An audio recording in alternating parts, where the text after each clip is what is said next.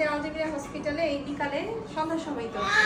5:37 ওকে ওকে একটা মেয়ে বাবু হইলো মাশাআল্লাহ বাবু অনেক লম্বা চড়া মেয়ের মা মনে হয় অনেক লম্বা না আপুর হাইট অনেক ভালো হবে না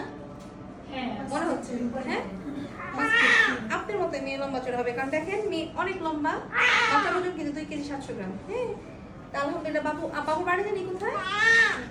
কানিহাতি বাবুর মা এবং বাবার দুজনের সাহস অনেক বেশি 26 তারিখের ছিল না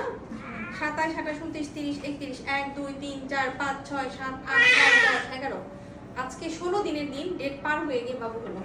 আলহামদুলিল্লাহ ওনারা অনেক সাহস করেছিল আমরাও দেখলাম যে বাচ্চা খুব ভালো আছে তো আমরাও সাহস করেছি তো আল্লাহর রহমতে দিন শেষে দেখতেই পাচ্ছেন যে কত সুন্দর একটা মেয়ে বাবু হয়েছে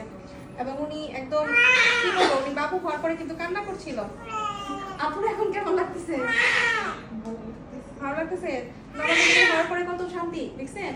আর আপনি তখন পুশ করতে পারছিলেন না এই জন্য আপনি কুকুর থেকে একটু ফান্ডাল দেওয়াতে সুবিধা হয়েছে না ওইটাকে ফান্ডাল বলে উপর থেকে যে চাপ দিতে হয় ওটাকেই ফান্ডাল বলে দেওয়াতে সুবিধা হয়েছে আপনি কতটুকু সুবিধা হয়েছে বলেন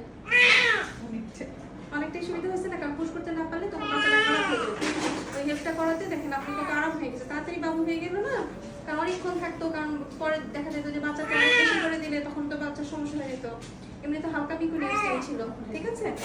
যাই হোক তারপর যেন সবাই দোয়া করবেন আর ইদানি দেখা যাচ্ছে আপু আপনি দেখেন যেন কয় মাস যাবত দেখান মার্চ মাস থেকে তাহলে বেশি দিন যাবত দেখান না এই কয়দিনে এত সাহস করে ফেললেন ভিডিও দেখে